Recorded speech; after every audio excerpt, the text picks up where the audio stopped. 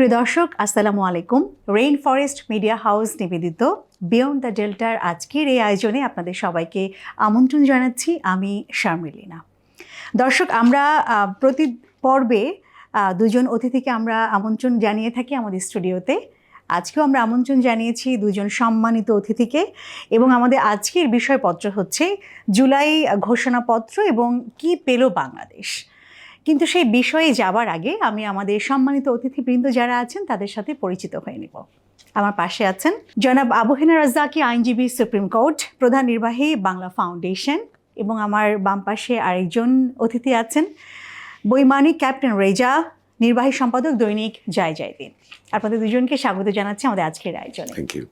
জুলাই আগস্ট গণঅভ্যুত্থানের 1 বছর পূর্তিতে গত 5 আগস্ট মাননীয় প্রধান উপদেষ্টা জুলাই ঘোষণাপত্রটি উপস্থাপন করেন। তারপর থেকে দেশের সকল মহলে এই নিয়ে নিত্য আলোচনার জন্ম হয়েছে। এ সকল আলোচনায় কতগুলো প্রশ্ন উঠে এসেছে, যেমন এই ঘোষণাপত্রটি কি গণঅভ্যুত্থানের চেতনাকে ধারণ করে আমাদের ভবিষ্যৎ নির্ধারণের জন্য যথেষ্ট?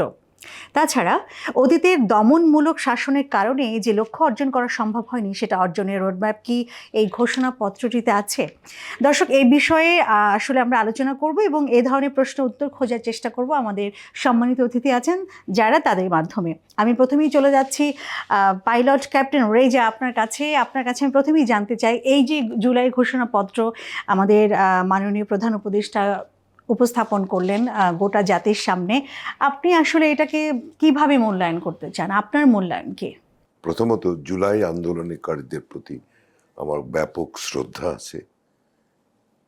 ওদের কারণেই যারা জীবন দিয়েছে, যারা আন্দোলন করছে, যারা আহত হয়েছে, তাদের কারণে কিন্তু আমি দেশে ফেরত আসতে পারছি 7 বছর পরে। তো তাদের প্রতি শ্রদ্ধা জানিয়ে আমি জিনিসটা বলতে চাই।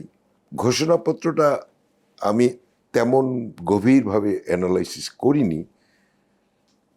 আমার কাছে মনে হয় বিএনপির এজেন্ডাটাই বেশি বাস্তবায়ন হয়েছে ওখানে।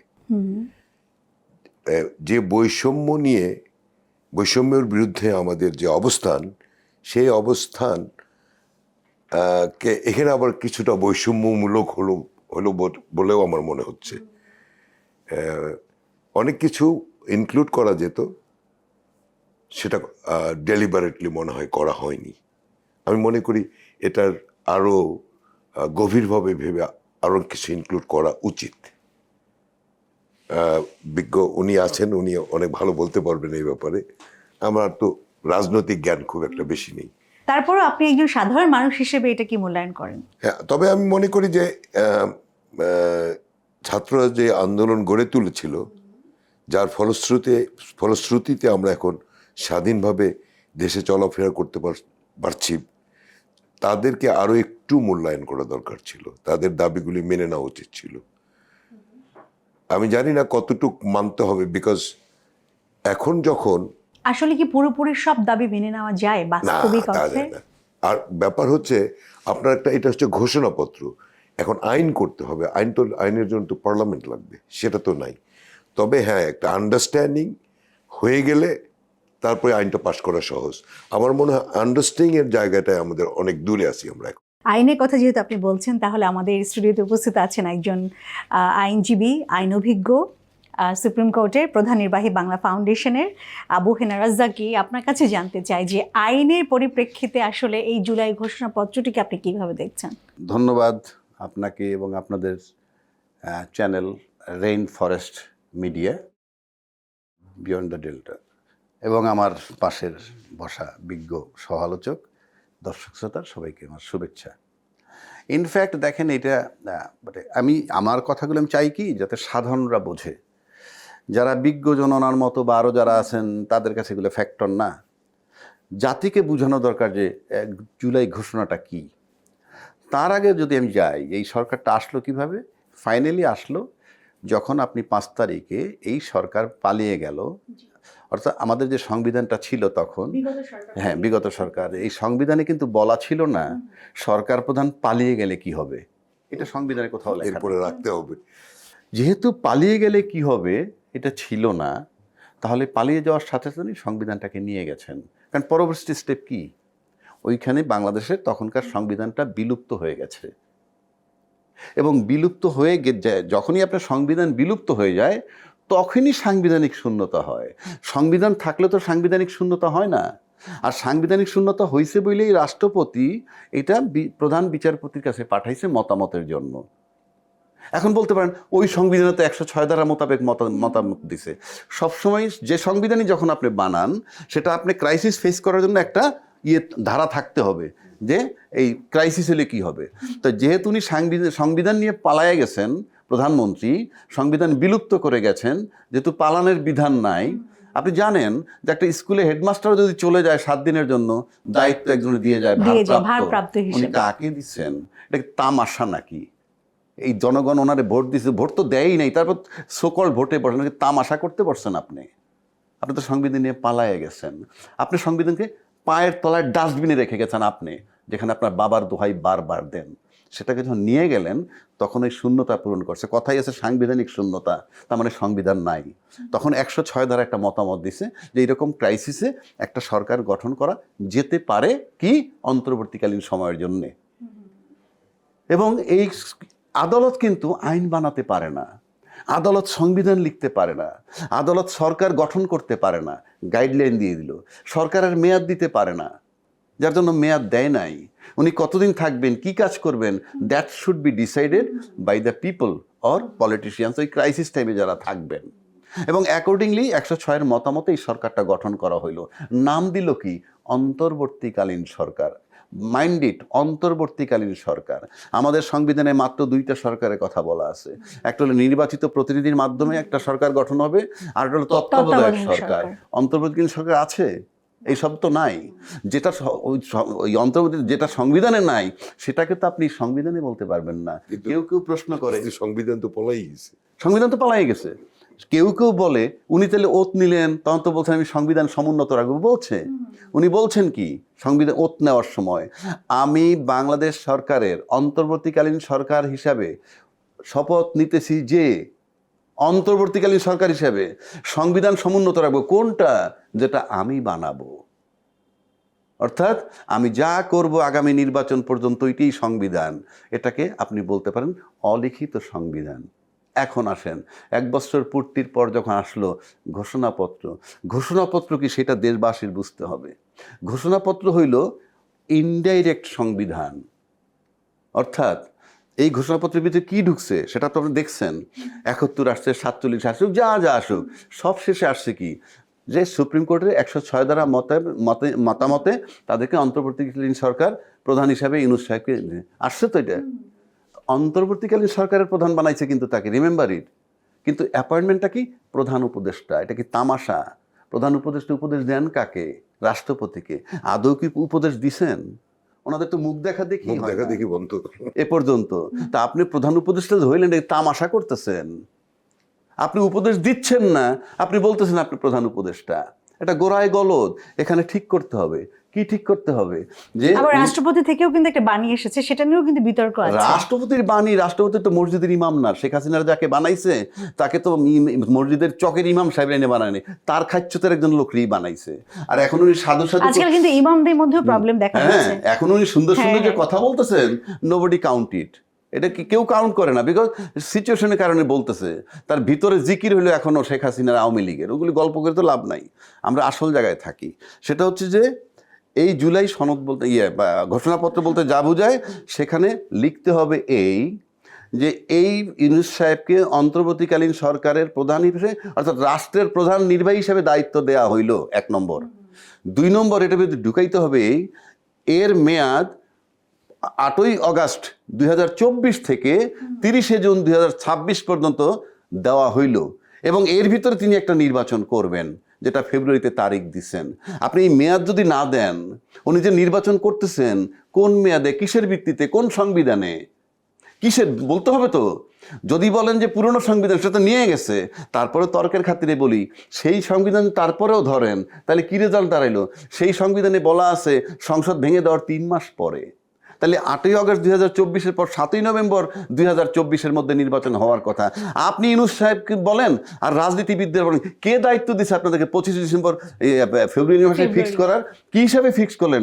দেশটা তো তামাশা না, এটা সমিতি না, এটা ক্লাব না যে গয়রহ মন চাইলো চালাইলাম। নো, বিএনপিকেও দেখা গেছে সম্মতি আপনি জানান। বিএনপি বলেন আর যাই বলেন, বাংলাদেশের রাজনৈতিক দলগুলো তো আমাদের দেখা, এই আবহাওয়ায় আমরা বড় হয়েছি। বাংলাদেশের রাজনীতিবিদরা কি করেছে আমি দায়িত্ব নিয়ে বলছি, এটা টোটালি রং।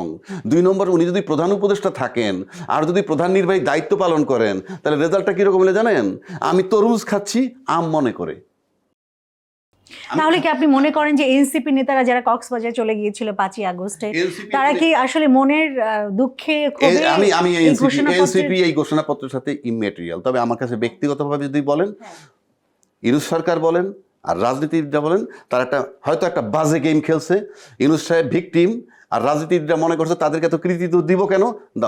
ওই 158 জন সমন্বয়ক ফর্জে আইন ছিল, তাদেরকে দেওয়া দরকার। তাদেরকে কার্পেটে বসাও, সবাই সোফায় বসো, ঘোষণা হইলেই চলতো। যারা সমন্বয়ক তারা সামনের সারিতে কার্পেটে বসে আছে। কেন আপনি তাদের দাওয়াত দিবেন না? কেন দিবেন না? কেন আপনি জোর করে তো জিনিস চালাইতে পারবেন না। এখন জুলাইয়ের ক্রেডিট কিন্তু বহু লোক নিতে চাচ্ছে, কিন্তু যারা নিতে চাচ্ছে ঘুরে ফিরে কিন্তু সবাই ওই ছাত্রদের কথাই বলে, অন্য কেউ শোল্ডারে নিতে পারতেছে না। বলতেছে বারবার, কিন্তু যাচ্ছে না সেদিক। চেষ্টা মাঠে খুলে দেখেন, চেষ্টা করতেছে, আমি করেছি, ও করেছে, কিন্তু ইনফ্যাক্ট ওদের দিকেই যাচ্ছে। এখন আসেন, এটার ভিতরে যেটা ঢুকাইতে হবে, 1 নম্বর, ইউনূস সরকারের এই যে ঘোষণাপত্র, এটার নাম দিতে হবে কি জানেন? এই ঘোষণাপত্রের নাম দেওয়া হইল অন্তর্বর্তীকালীন সংবিধান। কারণ সরকারটা অন্তর্বর্তীকালীন, কোনো সংবিধানে নাই। যেহেতু সরকারটাই অন্তর্বর্তীকালীন, এটাই ঘোষণাপত্রের নামকরণও করতে হবে অন্তর্বর্তীকালীন সংবিধান। তার মেয়াদ হবে এতখানি, এবং এর ভিতরে নির্বাচন দিবেন উনি প্রজাতন্ত্রের বা বাংলাদেশের রাষ্ট্রের প্রধান নির্বাহী হিসেবে দায়িত্ব পালন করবেন। দেখা গেছে যে জামায়াতে ইসলামী কিন্তু এই জুলাই ঘোষণাপত্র সংশোধনের দাবি জানিয়েছে। এটা এখনো সুযোগ আছে, কারণ শেষ হয়ে যায়। ওনারা করতে পারেন কিভাবে? এটার নামকরণ এইভাবে হইলে, অর্থাৎ জুলাই ঘোষণাপত্র সংশোধন 1, জুলাই ঘোষণাপত্র সংশোধন 2, এভাবে করতে পারেন, বিধান আছে। সুতরাং এই জুলাই ঘোষণাপত্র পরিবর্তন করতে হবে। তা না হলে আপনি আজকে যেভাবে আছে এটা যদি সংবিধানে সন্নিবেশিত করে রাখেন তফসিল হিসাবে, পরবর্তীকালে বেশি না 5,000 লোকের একটা গ্রুপ আইসাও যদি বলে সরকারকে, যারা নির্বাচিত হবে, আপনি কোন সংবিধানে নির্বাচিত হয়েছেন, তার জবাব কি বলেন? আপনি বলেন। অন্তর্বর্তীকালীন সংবিধান, সেই সংবিধানটা কোথায়? সেটা উনি তাই তো বললেন, সেটাই দিতে হবে। সুতরাং আপনাকে অন্তর্বর্তীকালীন সংবিধান বানাতে হবে। যদি বলেন ওই সংবিধান, তাহলে তো ভাই 7ই নভেম্বর 2024-এর মধ্যে নির্বাচন হওয়ার কথা, সংসদ ভাঙার, সেটা তো হচ্ছে না। কাজেই এই সরকারকে বাঁচাইতে হইলে এবং নির্বাচিত হয়ে যারা সরকার তাদেরও গদিতে থাকতে হলে, নয় 50,000 20,000 লোকের গ্রুপ ধাক্কা দিয়ে সংবিধান যদি সংসদ ঘেরাও করে, তাদের বলার কি আছে? আমি বললাম তো, কিচ্ছু বলার নাই। সুতরাং এগুলো ঠিক করতে হবে। জাতির সাথে তামাশা না দেশটা। আপনি মুখে বলবেন যা মন চায় তাই লিখবেন, এটা সমিতি না, ক্লাব না। আবারও বলছি, আমার কাছে মনে হয় যে বাংলাদেশের রাজনীতিবিদদের মান সবচেয়ে খারাপ হচ্ছে প্রতিদিন। কেউ বলে যে রাজনীতিবিদদের কাছে ক্ষমতা দিলে দেশটা ঠিক হবে। আপনি চক্ষু বন্ধ করে বলেন, আপনার বয়স কত জানি না, ওনার বয়স উনি জানে। আপনি বলেন আমাকে বাংলাদেশে কি ঘটনা ঘটছে? 21 আগস্টের গ্রেনেড হামলা, বোমা সিরিজ সারা বাংলাদেশে একসাথে, 57 জন সেনা অফিসার হত্যা, শাপলা চত্বরের লোক হত্যা, বিনা বিচারে হত্যা, আয়নাগরে হত্যা, এগুলা কি কোনো সামরিক সরকারের সময় হয়েছে নাকি রাজনৈতিক দল নির্বাচিত সরকারের অধীনে? নির্বাচিত সরকার। তাহলে ধিক্কার জানাই আমি সেই রাজনীতিবিদদেরকে। প্রথম বানাইতে হবে দেশটাকে রাষ্ট্র মানি হচ্ছে যে আমার এই সেনা অফিসার ভেবে মরবে না, রাষ্ট্র মানি হচ্ছে শাপলা চত্বরে হত্যা হবে না, রাষ্ট্র মানে হচ্ছে আয়নাগরে লোক হত্যা মানে আটক থাকবে না। এটাকে রাষ্ট্র বলে না। দেশকে আগে রাষ্ট্র বানান, তারপরে নির্বাচন চান। আপনার কাছে একটা বিষয়ের বহির্ভূত একটা কোশ্চেন করতে চাই, সেটি হচ্ছে যে এই যে এখন যে পরিস্থিতি চলছে বাংলাদেশে, আপনি কি মনে করেন যে সামরিক শাসন খুব প্রয়োজন এখন এমন পরিস্থিতিতে নির্বাচনের আগে একটা সুষ্ঠু অবাধ নিরপেক্ষ নির্বাচন সংগঠিত করার জন্য? আমার দেখা 54 বছরে আমি কি পেলাম, সেই 54 বছরের যে আমার অভিজ্ঞতা, সেই 54 বছর ধরে যদি দেশটা সংশোধন হয়েছে, সংবিধান কতবার সংশোধন হয়েছে 17 বার। আপনি তো 17 বার অ্যামেন্ডমেন্ট করছেন। আজকে সব দল বলতেছে আমাদের কথায় এই সংস্কার হচ্ছে, ওই সংস্কার হচ্ছে। আপনি যদি নির্বাচিত হয়ে সংস্কার করেন, মানেন, এখন করতে দোষটা কি? আপনি পরে মানবেন, এখন মানেন না কেন? সুতরাং আমাদের কোনো আস্থা ব্যক্তি আমার, এবং আমি মনে করি যেই জনগণগুলা দলের সাথে সম্পৃক্ত না, তারা কেউ আমার কাছে মনে হয় না নির্বাচন চায়। কারণ আপনি নির্বাচন তো সেই গয়রহ নির্বাচন হবে। আর প্রত্যেকটা রাজনীতিবিদ বলেন জনগণ চায়। হু আর ইউ? জনগণকে আপনি 100 ভাগ জনগণ রিপ্রেজেন্ট করেন? তো কোন দল আছে, কোন দলটা আছে বাংলাদেশে 30%-এর বেশি রিপ্রেজেন্ট করে? তাকে বলতে হবে আমার দলের সাথে সম্পৃক্ত যে জনগণ তাদের পক্ষে বলছি। এই ভেগ টার্ম ইউজ করবেন না, নাম্বার 1। নাম্বার 2, রাজনীতিবিদরা একটা কথা সবসময় বলে, রাজনীতিতে শেষ কথা বলতে কিছু নাই, অর্থাৎ সকালে এক পদ, বিকালে এক পদ, পরদিন এক পদ। এই অধিকার আপনাকে কে দিছে? আমি রাজনীতিবিদদের দৃষ্টি আকর্ষণ করে বলতে চাই, আপনার ঘরে যদি 20 বছরের একটা বাচ্চা থাকে, তাকে গিয়ে বইলেন একটা বিষয় নিয়ে, সকালে একরকম বইলেন, বিকালে আর এক রকম বইলেন, তারপরের দিন একরকম বইলেন, আপনি নিশ্চিত থাকেন আপনাকে সেই ঘরে ঢুকতে দিবে না। বলবে father you are a liar and you are a cheat, because তুমি আমাকে 3 পদের কথা বলছো একটা বিষয় নিয়ে, আর আপনি রাজনীতির নামে জনগণের শেষ কথা বলতে কিছু নাই, সকাল এক পদ, এটা তামাশা। যেহেতু আপনার ছেলে আপনাকে ঘরে ঢুকতে দেবে না 3 পদের কথা বললে, তা আপনি কিভাবে আস্থায় নেন যে রাজনীতিতে শেষ কথা বলতে কিছু নাই আর জনগণ একসেপ্ট করতেছে? Of course not. ক্যাপ্টেন রেজা, আপনার কাছে জানতে চাই যে আপনি এক দৈনিক যায় দিন পত্রিকার নির্বাহী সম্পাদক, তো নিশ্চয়ই খবরাখবরের সাথে আপনি জড়িত, সংবাদপত্রের সাথে যেহেতু আপনি জড়িত, আপনার কাছে কি মনে হয় যে এই যে একটা তর্ক বিতর্ক চলছে, আমরা কেন মতানৈক্যে আসতে পারছি না, মানে ঐক্যমতে কেন আসতে পারছি না, আমরা কোথায় থেমে আছি? গণতান্ত্রিক সরকার ব্যবস্থা may be the worst form of government, but it is better than any form of government. সামরিক শাসনের কথা বললেন, সামরিক শাসন is not the solution. Solution হচ্ছে আপনাকে গণতান্ত্রিক উনি বিডিআরের ঘটনা বললেন, অনেকগুলি গণতান্ত্রিক আমলেই হয়েছিল। 92-তে শফিপুরে আনসার বিদ্রোহ হয়েছিল, খালেদা জিয়া যখন প্রধানমন্ত্রী, তার ফার্স্ট টার্ম। আনসার বিদ্রোহকে কিন্তু দমন করছে বাংলাদেশ বিমান বাহিনী, বাংলাদেশ সেনাবাহিনী।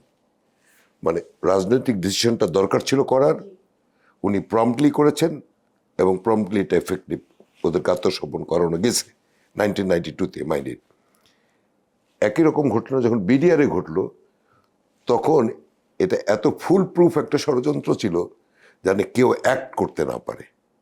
তো সেভাবে আমি অনেক অফিসারকে চিনি যারা চলে গেছিল বিডিআর, মানে ওই পিলখানায়, কিন্তু তাদেরকে বিভিন্নভাবে ফেরত নিয়ে আসা হয়েছিল। সুতরাং ইট ওয়াজ এ প্ল্যান যে অনেকেই রিয়াক্ট করবে, হাউ টু স্টপ দেম। একটা বেসিক ঐক্যমত দরকার যাতে সবার জন্য উইন উইন সিচুয়েশন হয়। সেটার থেকে উত্তরণের জন্য কাউকে একটু ছাড় দিতে হবে, কাউকে আবার একটু বেশি চেতে হবে, সব মিলে একটা জিনিস করে ফেলতে হবে এবং ইলেকশনটাও করে ফেলতে হবে। আচ্ছা, আবহেনা রাজদাকি, আপনার কাছে জানতে চাই যে এই যে রাজনৈতিক দলের সংস্কার মানে কিন্তু আমরা দেখেছি যে গুরুত্ব পায়নি এই ঘোষণাপত্রে, আপনার কাছে কি মনে হয় যে রাজনৈতিক দলগুলির দল পরিচালনা আর কার্যক্রমে কি পরিবর্তন দরকার আছে? একই ব্যক্তি সরকার প্রধান, একই ব্যক্তি প্রধানমন্ত্রী, একই ব্যক্তি দলনেতা, আবার কেউ বলছে স্থানীয় নির্বাচন আগে, কেউ বলছে সংসদ নির্বাচন আগে। তো আমার এখানে বিতর্কের বিষয়গুলো কি জানেন? আপনি বাংলাদেশে যদি আগে আপনার আমি কিন্তু ভাই মতামত দিচ্ছি, আমি আলোচনা করছি, আর সিদ্ধান্ত নেবে রাজনৈতিক নেতারা। কিন্তু আমার কাছে যেটা যৌক্তিক মনে হয়, আচ্ছা স্থানীয় নির্বাচন আগে হইলে কি হয়, উপজেলা নির্বাচন আগে হলে কি হয়, সংসদ নির্বাচন আগে হলে কি হয়, একটা বেসিক পার্থক্য আছে। যদি আপনি উপজেলা নির্বাচন আর ইউনিয়ন চেয়ারম্যান নির্বাচনটা আগে করেন, তাইলে আপনি কন্ট্রোল, মানে কে কে দাঁড়াবে আপনি নিয়ন্ত্রণ করতে পারবেন না। যে মন চায় সে দাঁড়াক, তারপর যে পাশ করে করুক। এরপর যদি আপনি সংসদ নির্বাচন করেন, তাহলে একজন এমপি হইল, এই এমপির পছন্দ মতো উপজেলা চেয়ারম্যান ইউনিয়ন চেয়ারম্যান নাও হতে পারে, সেখানে কাজ করতে গেলে ব্যালেন্স করতে হবে। আর 2 নম্বর কথা হলো এমপির সাথে তাদের ব্যালেন্স করতে হবে কেন? সংসদ সদস্যের কাজ আইন প্রণয়ন করা, উনি রাস্তা দেখবেন, ব্রিজ তৈরি করবেন, কনস্ট্রাকশন কাজ করবেন, সুপারিনটেন্ডেন্ট চিফ ইঞ্জিনিয়ার ডাকবেন, ডাইকে ধমকাবেন। এটাই বেসিক প্রবলেম। কেন? তামাশা নাকি? ইলিটারেট রাস্তার লোক পার্লামেন্টে যায়, আপনি সংসদে আইন পাশ করবেন, সাকিব আল হাসান আইন পাশ করবে, মমতাজ আইন পাশ করবে, ফেরদৌস আইন পাশ করবে, মোর্শেদ সাহেব গোলমে মোবাইল টেলিফোনের ব্যবসা করে, উনি আইন পাশ করবেন। আবার কথায় কথায় রাজনীতিবিদরা বলে রাজনীতিবিদের কাছে দেশ নিরাপদ। রাজনীতিবিদের কোনো সংজ্ঞা নাই, কথাটা আমার ওইখানে। Try to understand my point. আমি কাউকে ছোট করছি না। আপনি তো লম্বা লম্বা গপ্প করেন, অমুকে রাজনীতিবিদ না, তমুক কিভাবে গপ্পটা করেন? আপনি কিভাবে রাজনীতিবিদ হয়েছেন? রাজনীতিবিদদের টানটা এখন কেমন জানেন? আপনি যদি কাউকে কোনো মেয়েকে বিয়ে দেন কোনো ছেলের কাছে, তাকে যদি প্রশ্ন করা হয় ছেলে কি করে, ছেলে করে কন্ট্রাক্টরি। এখন কন্ট্রাক্টরি এমন একটা আইটেম আপনি দেখানো লাগবে না। কন্ট্রাক্টরি মানে রাস্তা করে, ব্রিজ করে, এইটা করে, সাপ্লাই দেয়, আপনি দেখাবেন কি? একটা ভেক্টর। কন্ট্রাক্টরি মানে কিছুই না, আবার অনেক কিছু। রাজনীতিবিদ এখন সেই জায়গায় নিজেদেরকে নিয়ে গেছে। রাজনীতিবিদ মানে আপনি সব বুঝেন। আপনি রাজনীতিবিদের সংজ্ঞা দেন না যে কাহাকে রাজনীতিবিদ বলে। যদি আপনি সংজ্ঞা দিতে পারেন তাহলে আপনার মোবাইল ব্যবসায়ী মোর্শেদ সাহেব তাকে পররাষ্ট্রমন্ত্রী বানাইছিলেন কিভাবে? সুতরাং এই সমস্ত সংজ্ঞা সিলেকশন একটু সিনসিয়ার হতে হবে। 2 নম্বর আসেন, নোট অফ ডিসেন্ট অনেক ইস্যুতে দিছে যে প্রথম, এখন আসেন সংসদ নির্বাচন যদি প্রথম হয় তাহলে কি হয়? যিনি এমপি হবেন, কারো বাবার সাধ্য নাই, তার পছন্দের বাইরে উপজেলা চেয়ারম্যান আর ইউনিয়ন চেয়ারম্যান হয়। যখন তার পছন্দের লোক হয়ে যাবে, এই এমপি সাহেব, উপজেলা চেয়ারম্যান সাহেব, ইউনিয়ন চেয়ারম্যান সাহেব, 3 জনে মিলে একটা ত্রিরত্ন হবে এবং 3 জনে মিলে মব তৈরি করে। ওইভাবে আগে এমপি হওয়ার মানে তারপরে পছন্দের যখন উপজেলা চেয়ারম্যান, ইউনিয়ন চেয়ারম্যান, তো বাংলাদেশটাকে 300 টুকরা করলে 300 এমপি হয়ে যান 300 মবের মালিক। মব সৃষ্টির কথা যেহেতু বলছেন, আপনার কাছে একটু জানতে চাই, ইদানিং আমরা দেখতে পাচ্ছি সুপ্রিম কোর্টে, আমরা আদালতে দেখতে পাচ্ছি যে পরিবেশগুলো আসলে অনুকূলে নেই। ওখানেও কিন্তু মব সৃষ্টি করে বিভিন্ন আইনজীবী যারা, তাদেরকে অ্যাটাক করা হচ্ছে। এই বিষয়টিকে আপনারা আসলে কিভাবে আমলে নিচ্ছেন? আইনের বাইরে যেটা করবেন সেটাই মব। আইন যেটা আপনাকে করতে অনুমতি দেয় নাই, নিজে নিজে করছেন, সেটাই মব। আদালত প্রাঙ্গণে কেন সেটা বলতেছি? আয়নাঘরে একটা লোক রাখা রাষ্ট্রের কোন আইনে আছে? দ্যাট ইজ কল্ড রাষ্ট্রীয় মব। সাংবিধানিক পদে থেকে যখন নুরুল হুদা সাহেব সারাদিন চাকরের মতো, খাঁটি বাংলায় বলে চাকরের মতো আওয়ামী লীগের লোকজনের হাত পা ধরে, আর সন্ধ্যাবেলা যখন ঘোষণা করে দেন মনে এই লোক পাশ করেছে, ভোট হয়নি, এটাকে বলে সাংবিধানিক মব। তো আপনি রাষ্ট্রীয়ভাবে যদি নানান কায়দায় মব করেন, বাপ যা করে পোলাই কি করবে? আমার ছেলে কি মঙ্গল গ্রহ থেকে আসছে? তাহলে আপনি কি বলছেন এগুলোর কোনো শেষ নেই, এগুলো চলতে নো, থাকবে? রাষ্ট্রীয় মব বন্ধ হতে হবে। রাষ্ট্রীয় মব বন্ধ হইলে অন্য মব হবে না। মব কখনো কখনো ন্যায় বিচার করে। জি। সেটা কোন মব? জুলাইতে যে মবটা হইছে, আন্দোলন তো আইন মেনে হয় না। লাশের পর লাশ হয়েছে, তারপরে গিয়ে যখন যাদেরকে উৎখাত করছে তাদেরকে উৎখাত করার মানে কি? দেশের মানুষ নিশ্চিত হয়েছে আর আয়নাঘর থাকবে না, আর বিনা বিচারে হত্যা হবে না, বিদ্যুতের দাবিতে নামলে লোক মরবে না, ক্রস ফায়ারে লোক মারা যাবে না। তাহলে ওই মবগুলোকে ধ্বংস করার জন্য যেই ছেলেগুলো আন্দোলন করে মবের মাধ্যমে করে, ওইটাকে বলে মব জাস্টিস। যেই মবটা রাষ্ট্র একসেপ্ট করে, জনগণ একসেপ্ট করে, সেটাকে মব জাস্টিস বলা যায়। এবং এইটা করা ছাড়া ওই সরকার যাইতো না। একবার চক্ষু বন্ধরে কল্পনা করে লম্বা লম্বা কথা যে সমস্ত রাজনীতিবিদরা বলতেছে, যদি শেখ হাসিনা না যাইতো ওই দিন, তাইলে কি হইতো?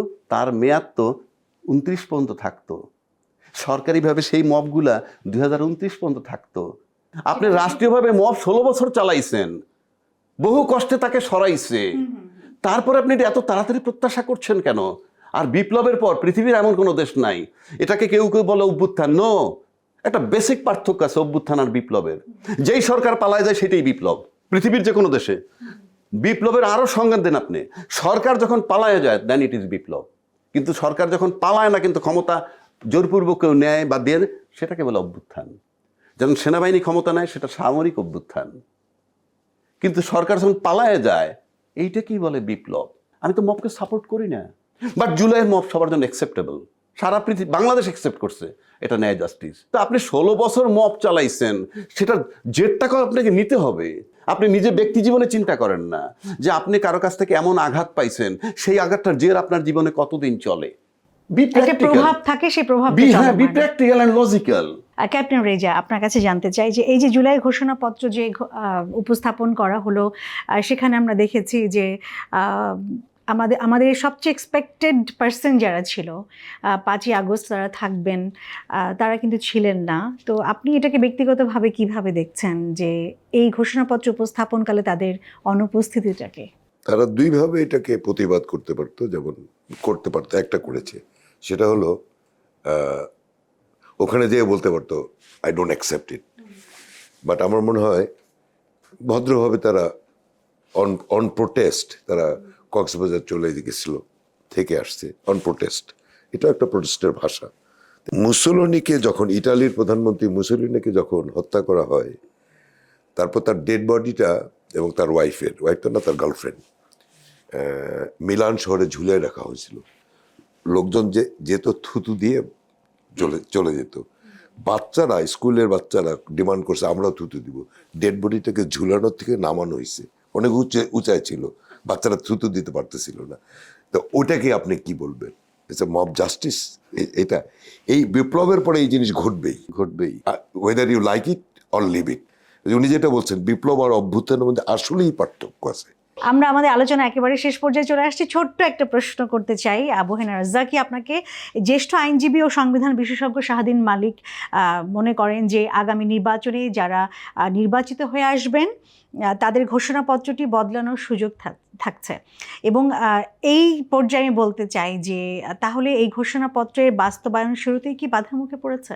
অফকোর্স, উনি যদি বলে থাকেন কেন বলছেন সেটা আমি জানি না। আপনি যে ফর্মে ঘোষণাপত্র আছে সেটার ভিতরে তার তো নির্বাচন দেওয়ার অধিকারই নাই, তার মেয়াদ সম্পর্কে বলা নাই, এবং সরকারটা কি সরকার তা বলা আছে কি অন্তর্বর্তীকালীন সরকার। কাজে এই সংবিধানকে আমি দায়িত্ব নিয়ে বলছি, আই ক্যান ডিবেট, এটাকে অন্তর্বর্তীকালীন সংবিধান হিসেবে চিহ্নিত করতে হবে, 1 নম্বর। 2 নম্বর হচ্ছে এইটা না করে যে আপনি একটু সংবিধানে ঢুকান এবং এটার মেয়াদ কি বলছে পরবর্তী সংসদ আইসা 2 বছরের মধ্যে করবে, আপনি নিশ্চিত থাকেন কিছুই করবে না। কারণ আমার 53 বছরের অভিজ্ঞতা, 53 বছরে একই কথা রিপিট হয়, শেষ কথা বলতে কিছু নাই। না শুনলে কি করবেন আপনি? মতবিরোধ এবং মতামত এগুলো থাকবেই, তার মধ্যেও যে আমরা একটা ঐক্যমত্যে পৌঁছতে পারি সেই আশা কিন্তু আমাদের সবার মধ্যেই আছে, এবং জনগণও সেটা আশা করে যে খুব চমৎকার একটি কমিশনের মাধ্যমে ঐক্যমত্যে আমরা পৌঁছাবো। তো ক্যাপ্টেন রেজা, আপনার কাছে আমার সর্বশেষ প্রশ্ন এটি থাকবে যে এই যে রাজনৈতিক দলগুলোর দল পরিচালনা আর কার্যক্রমে কি পরিবর্তন আশা করেন আপনি? আমি খুব একটা এক্সপেক্ট করি না। কি করবে না? খুব একটা এক্সপেক্ট করি না, বিকজ আমাদের চিন্তাধারার ভিতরে এই মডার্ন জিনিসগুলি নাই। এটা অবশ্য আমি আপনার সাথে একটু অ্যাড করতে পারি। হ্যাঁ, অবশ্যই। মানুষের প্রথম শর্ত হলো আপনি চিন্তায় সৎ হবেন, চিন্তায় অসৎ হবেন। তাই হয় আমি লিনার এই ক্ষতিটা করার আগে কিন্তু আমি ভাববো। এই চিন্তায় সৎ আর চিন্তায় অসৎ, বাংলাদেশের 53 বছরে আমি কোনো রাজনীতির ভিতর দিয়ে, ব্যক্তিত্বের ভিতর দিয়ে চিন্তায় সৎ কোনো ব্যক্তি পাই নাই। প্রত্যেকটা ক্ষমতায় গিয়ে তাদের ক্ষমতা আঁকড়ে ধরার চেষ্টা করছে, যাকে যে কিক দিয়ে সরাইতে পারছে। আবু হেনা রাজ্জাকি, আসলে আমাদের লিডারশিপের কোন জায়গাটায় খুব বড় পরিবর্তন? লিডারশিপের বিরাট ক্রাইসিস, লিডারশিপের মারাত্মক ক্রাইসিস। যারা বলে আমি তো সংজ্ঞা দিলাম, কিসের রাজনীতিবিদ আপনারা? যদি রাজনীতির কোনো ক্রাইটেরিয়া থাকে তাহলে তো এরে ডাইকে আইন আপনি নমিনেশন গয় রহ ভোট দিয়ে মানে আইনেন। সুতরাং রাজনীতির সংজ্ঞা আগে ঠিক করেন। আমার বিবেচনায় কোনো পরিপক্ক রাজনীতিবিদ নাই, আর রাজনীতির যা বলতে কি বোঝায় রাষ্ট্রীয় সংজ্ঞাই তো নাই। আপনি বলেন আমার সংজ্ঞাটা কি, যে এই থাকলে রাষ্ট্রে।